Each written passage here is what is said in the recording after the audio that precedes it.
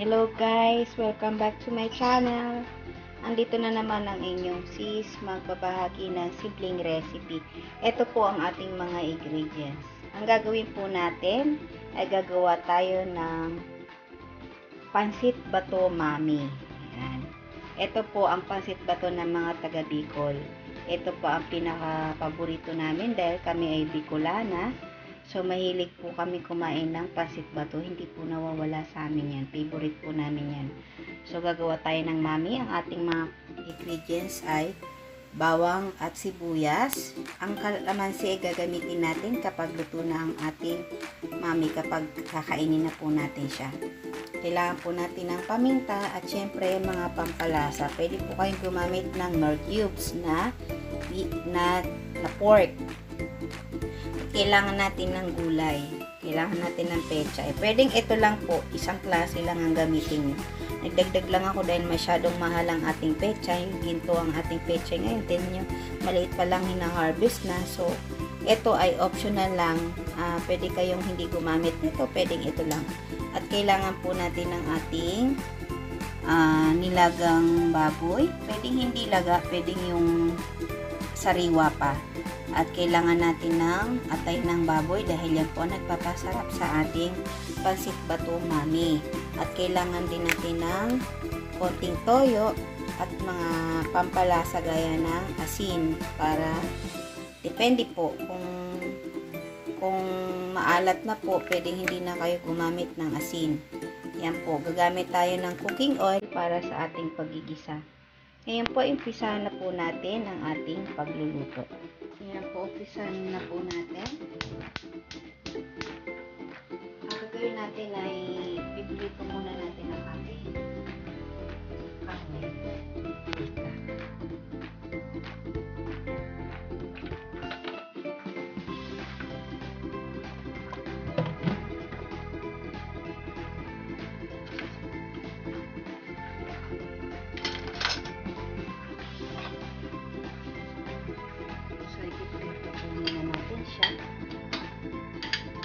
Separate po natin ito pagkatapos.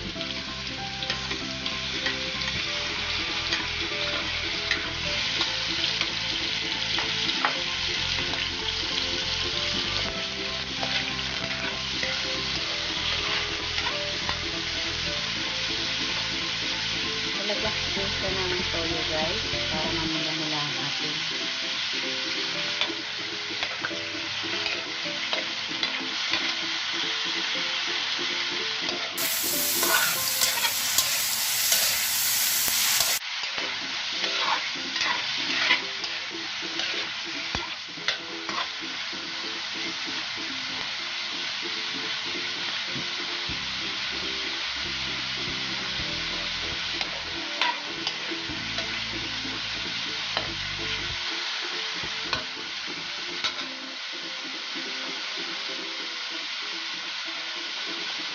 nagyan ko ng konting paminta. So, hayaan ko na natin siyang mag-brown.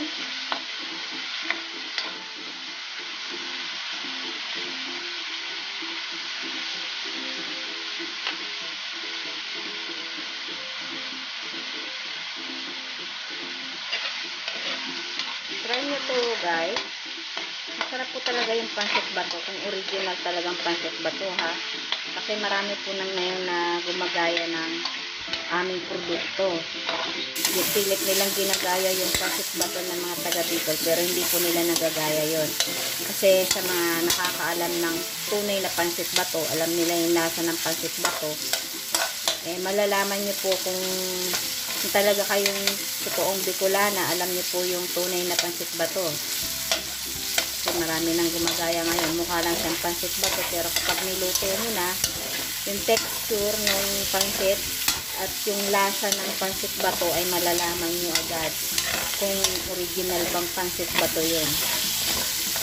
Kasi ang totoong pansit bato ay medyo matagal maluto at saka yung lasa niya iba.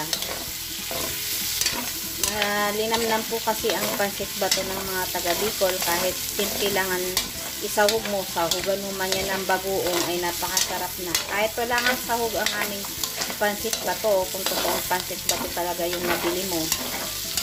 Kahit wala siyang sahog, gisa nyo lang po siya sa sibuyas, bawang, at timplahan nyo lang po, lagyan nyo lang po siya ng cubes, ay napakasarap na po ng pansit bato. I-share ko po sa inyo to, kung siguradong magugustuhan nyo guys kapag nakasanayan nyo kumain ng pansit bato. Hahanap-hanapin nyo. Medyo pa-brown lang po natin siya. At dito na rin po tayo magluluto. Babawasan lang po natin ang ating mantika, no?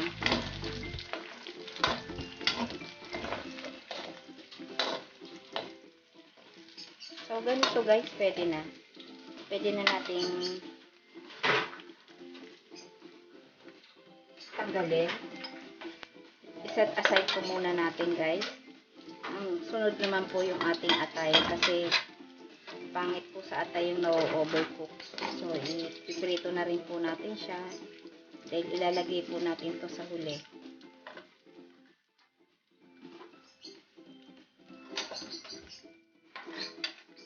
Yan guys. Set aside na po muna natin itong ating karne. Sunod na naman po yung ating atay. Dahan-dahan lang po ha, kasi baka hinaan nyo lang po muna yung inyong kalan.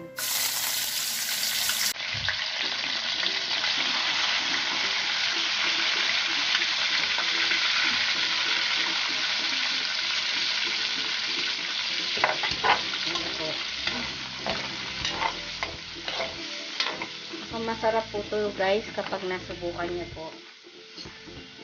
Lagyan din natin siya ng konting toyo.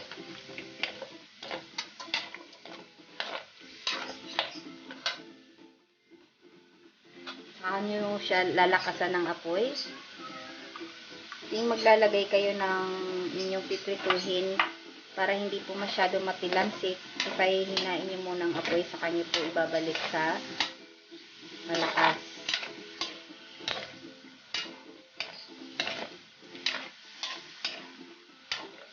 Gisagisahin natin siya ng konti.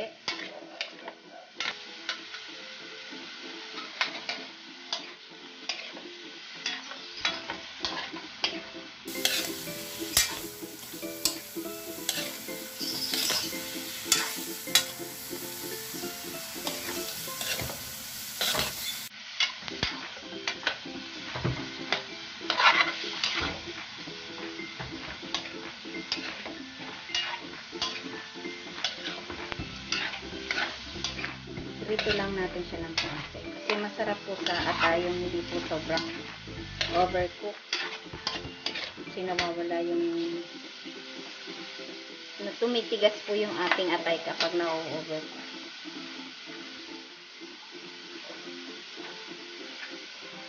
So, pwede na po natin siyang iset aside muna, no?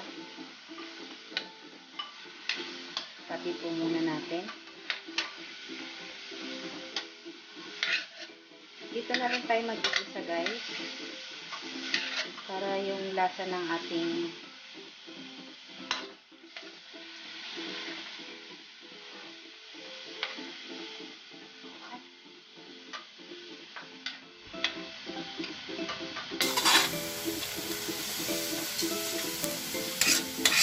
guys, kakampi naman ng tubig naman yung iba dyan. So dito na natin siya gigisahin, ano? Medyo tanggalin natin yung kanyang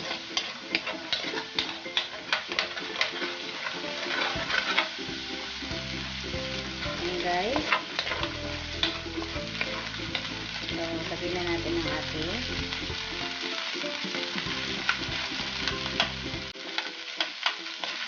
bawang at ang ating sibuyas.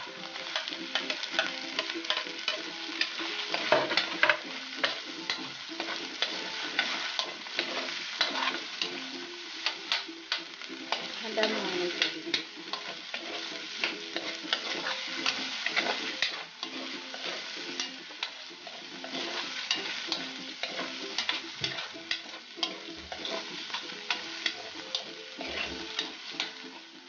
lagyan po natin siya ng tubig.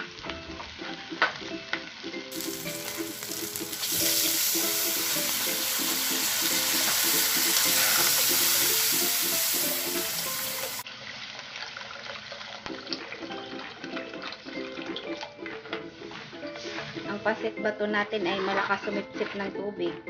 Kaya maaaring ito'y kulangin. Magdadagdag na lang po tayo kapag kinulang ang ating sabaw.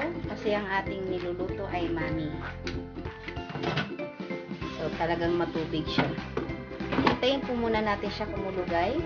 Bago natin ilalagay natin ang ating. Pero habang hinihintay natin kumulo, pwede na natin ilagay ang ating mga pampalasa. Ilagay po natin ng, pwede pong gumamit kayo ng pork cubes, pero wala naman akong pork cubes, so gumamit na lang ako ng ibang pampalasa.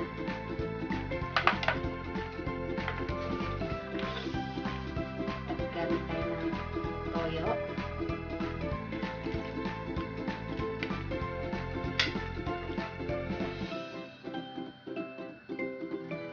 Tansyahin nyo na lang po, huwag naman po yung sobrang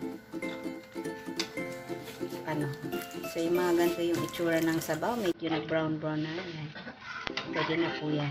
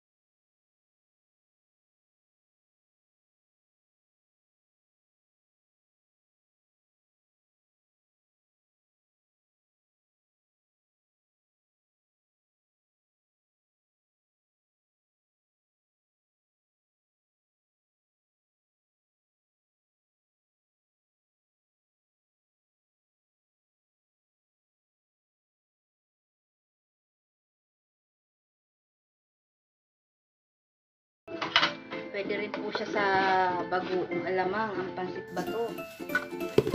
Ang pancit bato, pwedeng i-partner. Kahit anong sahog ang ilagay mo, talagang masarap. Pwedeng tinapa. Pang all around nga pancit bato eh. Pero kung talagang walang budget, kahit walang sahog, igisa mo lang ang pancit bato ay napakasarap. Kahit sardinas pa yan, ang sarap. Subukan nyo guys yung pancit bato yung totoong pancit bato, original pancit bato. Kailangan yung bibilihan nyo nito ay talagang taga Bicol, kasi yung iba gumagaya na lang.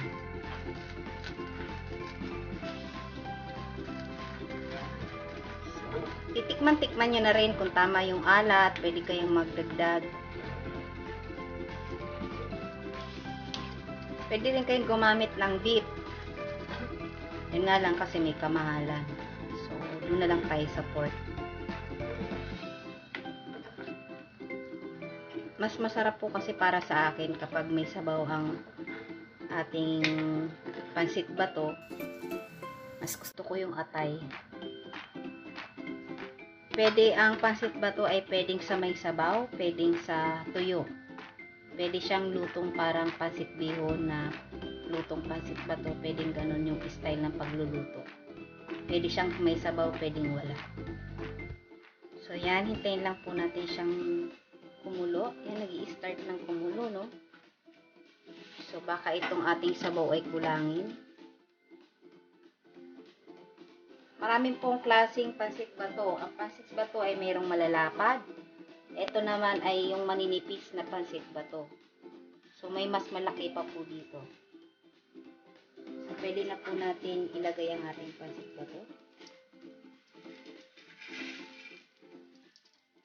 Ang sarap talaga niya. Tapos pipigaan niyo ng kalamansi habang kinakain niyo.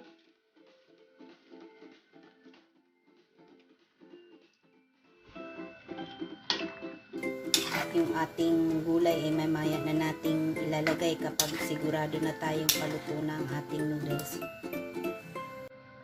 So mamaya na lang tayo mag-add ng sabaw kapag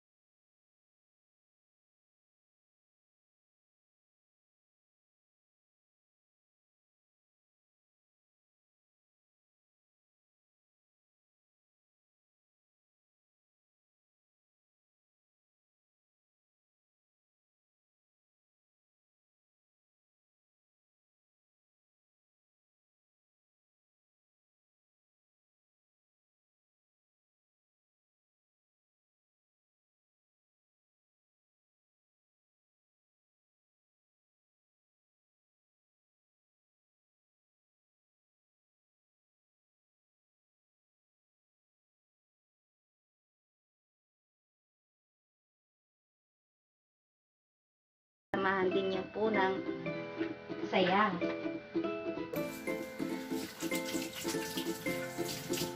Sabi nga nila, diba, kapag nagluluto ka ng masaya at talagang nasa puso mo yung pagluluto, ang kinalalabasan ng ating luto ay masarap kahit walang sahog. Totoo po yun. Pag ikay nagluto ng galit, asahan mo, tingnan mo yung inyong luto. Kung hindi matabang, maalat, ewan, hilaw o sunog. Ganun po yung nangyayari kapag yung masama ang loob mo na nagluluto ka, no? Pero kung masaya kang nagluluto, ang kalalabasan ng inyong luto ay masarap. Kahit pasimple lang yan. Yan guys, tingnan nyo guys, nauubos na yung sabaw niya. Unti-unti nang sinisip-sip. So mamaya mag-a-add pa tayo, no? So, tingin ko kahit mag-a-add na ako. Ganyan po katakaw ang pansit bato. Ako talaga siya sa tubig.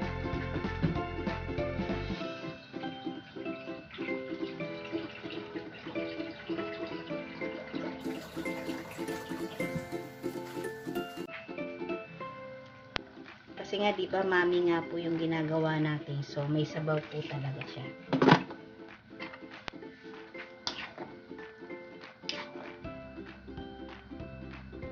So, syempre, dahil nagdagdag tayo ng ating sabaw, titikman nyo na rin po kung saan po kulang.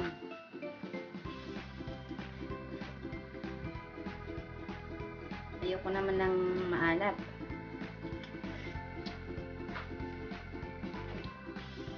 Siguro magdagdag lang po ako ng konting asin. Konting-konti lang. Huwag po kayong magluto ng sobrang alat. Kailangan tansyahin nyo rin po yung alat. So, yan, konting-konti lang po. Magbabawas pa ako. Yan, konting-konti lang talaga inilagay ko. Kasi kailangan iiwas po tayo ng maalat. So, hintayin lang po natin siyang maluto ang noodles, no? So, isusunod po natin ang ating gulay. Ayan guys, kumunti na naman yung sabaw natin.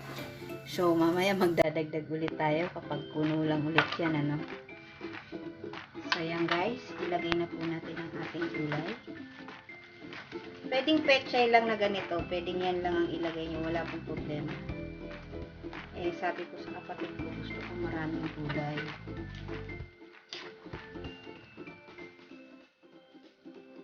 So, palang ganito palang gulay, pwede na. Siguro hindi ko uubusin kasi ng kapiraso.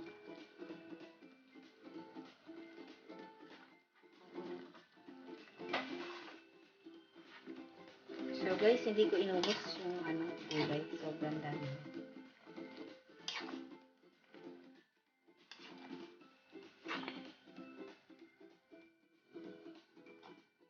Sarap po. Tingnan nyo guys, ganyan po talaga kaano ng pansit bato. Matakaw sa tubig.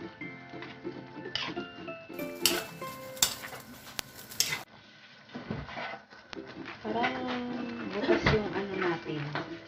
Hindi, ganyan talaga yan. Pag na, Yan, pag lumalabas na yung ano dito sa gilid.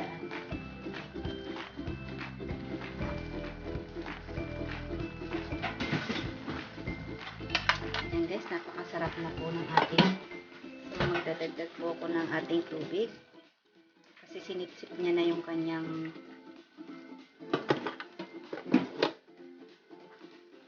dinadahan-dahan ko lang guys kasi yung aking pinaglulutuan ay lumalabas. Kailangan talaga yung pag magluluto kayo ng may sabaw, yung mas malalim dito yung mga kalderong.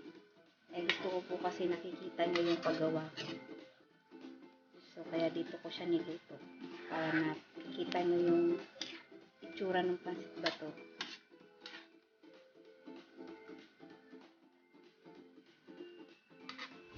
Sarap niya guys. Kasi gaano kasarap yung pansit bato na yan.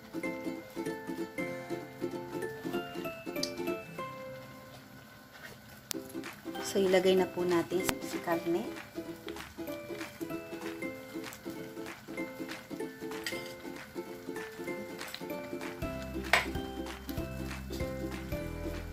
So okay lang yan na lumambot dyan yung ating baboy. Kasi okay lang naman yan kahit ma-overcook pa yan. Yung hindi po magandang ma-overcook yung ating liver, so talagang ipapahuli natin yan pag malapit nang matapos. Ayan guys, ang sarap talaga nito. So pwede nyo po itong pambenta. Talagang sarap-sarap talaga niya.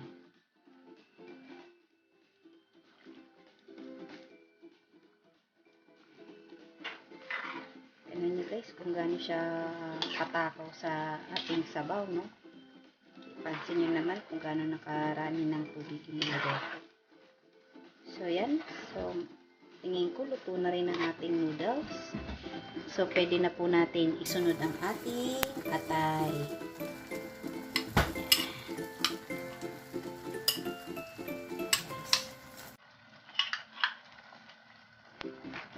Talagang naglabas siya ng kanyang tubig.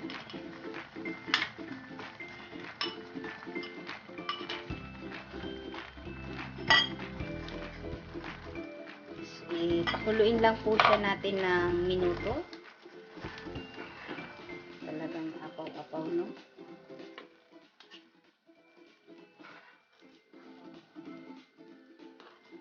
Sarap po talaga niya guys. Yan guys, sarap na po ng ating mami. Pansit bato mami. Yan. Yan mga pinagmamalaki ng mga taga-Bicol.